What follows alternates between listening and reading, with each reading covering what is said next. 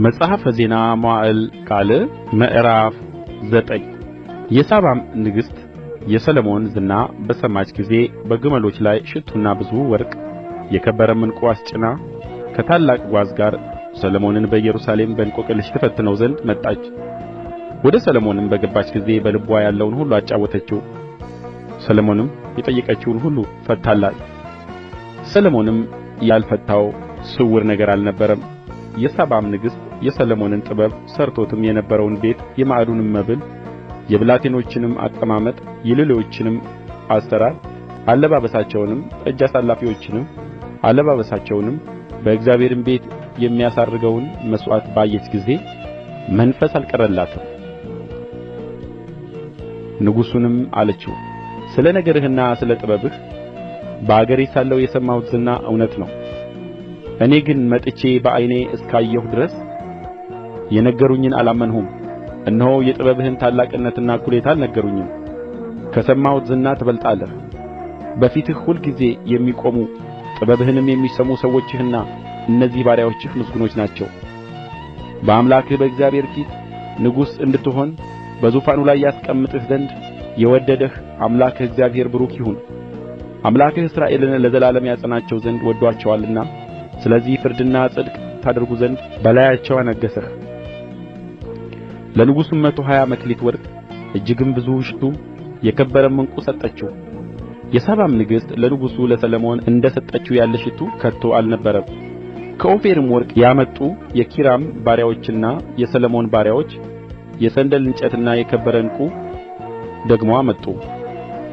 ንጉሡም ከሰንደሉ እንጨት ለእግዚአብሔር ቤትና ለንጉሡ ቤት ደርብ፣ ለመዘምራኑም መሰንቆና በገና አደረገ። እንደዚሁም ያለ በይሁዳ ምድር ከቶ አልታየም ነበር። የሳባም ንግሥት ወደ ንጉሡ ካመጣችው የሚበልጥ ንጉሡ ሰሎሞን የወደደችውን ሁሉ ከእርሱም የለመነችውን ሁሉ ሰጣት። እርሷም ተመልሳ ከባሪያዎችዋ ጋር ወደ ምድርዋ ሄደች። ነጋድራሶችና ነጋዴዎች ካመጡለት ሌላ በየዓመቱ ወደ ሰሎሞን የሚመጣ የወርቅ ሚዛን 666 መክሊት ወርቅ ነበር።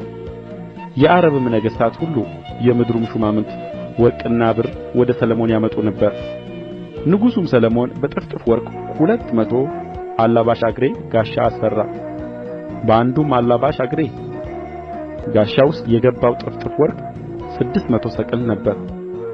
ከጥፍጥፍም ወርቅ 300 ጋሻ አሠራ። በአንዱም ጋሻ የገባው ወርቅ 300 ሰቅል ነበር። ንጉሡም የሊባኖስ ዱር በተባለው ቤት ውስጥ አኖራቸው። ንጉሡም ደግሞ ከዝሆን ጥርስ ታላቅ ዙፋን አሠራ፣ በጥሩ ወርቅም ለበጠው። ከዙፋኑም ጋር ተጋጥመው ወደ ዙፋኑም የሚያስሄዱ 6 እርከኖች ነበሩ። የወርቅ ብርኩማም ነበር። በዚህና በዚያ በመቀመጫው አጠገብ 2 የክንድ መደገፊያዎች ነበሩበት። በመደገፊያዎቹም አጠገብ 2 አንበሶች ቆመው ነበር።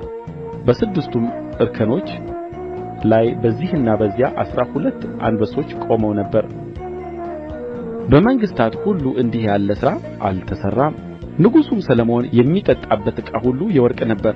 የሊባኖስ ዱር በተባለውም ቤቱ የነበረው ዕቃ ሁሉ ጥሩ ወርቅ ነበር።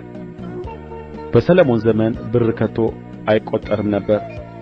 ለንጉሡም ከኪራም ባሪያዎች ጋር ወደ ተርሴስ የሚሄዱ መርከቦች ነበሩት። በሦስት ዓመትም አንድ ጊዜ የተርሴስ መርከቦች ወርቅና ብር፣ የዝሆንም ጥርስ፣ ጅንጀሮና ዝንጕርጕር ወፍም ይዘው ይመጡ ነበር።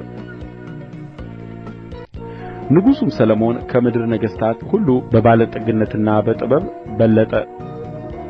የምድርም ነገሥታት ሁሉ እግዚአብሔር በልቡ ያኖረውን ጥበቡን ይሰሙ ዘንድ የሰሎሞንን ፊት ሊያዩ ይመኙ ነበር።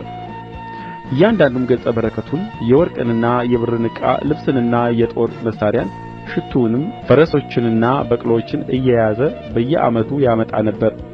ሰሎሞንም ለፈረሶችና ለሰረገሎች 4000 ጋጥ አሠራ። 2000ም ፈረሰኞች ነበሩት። በሰረገሎችም ከተሞች ከንጉሡም ጋር በኢየሩሳሌም አኖራቸው። ከኤፍራጥስም ወንዝ ጀምሮ እስከ ፍልስጥኤም ምድርና እስከ ግብጽ ዳርቻ ድረስ ባሉ ነገሥታት ሁሉ ላይ ነገሠ። ንጉሡም ብሩን በኢየሩሳሌም እንደ ድንጋይ እንዲበዛ አደረገው። የዝግባውንም እንጨት ብዛት በቈላ እንደሚበቅል ሾላ አደረገው። ለሰሎሞንም ፈረሶች ከግብጽና ከየአገሩ ሁሉ ያመጡለት ነበር። የቀረውም ፊተኛውና ኋለኛው የሰሎሞን ነገር በነቢዩ በናታን ታሪክ በሴሎናዊውም በአሒያ ትንቢት ስለ ናባጥም ልጅ ስለ ኢዮርብዓም ባየው በባለ ራእዩ በአዶ ራእይ የተጻፈ አይደለምን? ሰሎሞንም በኢየሩሳሌም በእስራኤል ሁሉ ላይ 40 ዓመት ነገሠ። ሰሎሞንም ከአባቶቹ ጋር አንቀላፋ፣ በአባቱም በዳዊት ከተማ ተቀበረ። ልጁም ሮብዓም በእርሱ ፋንታ ነገሠ።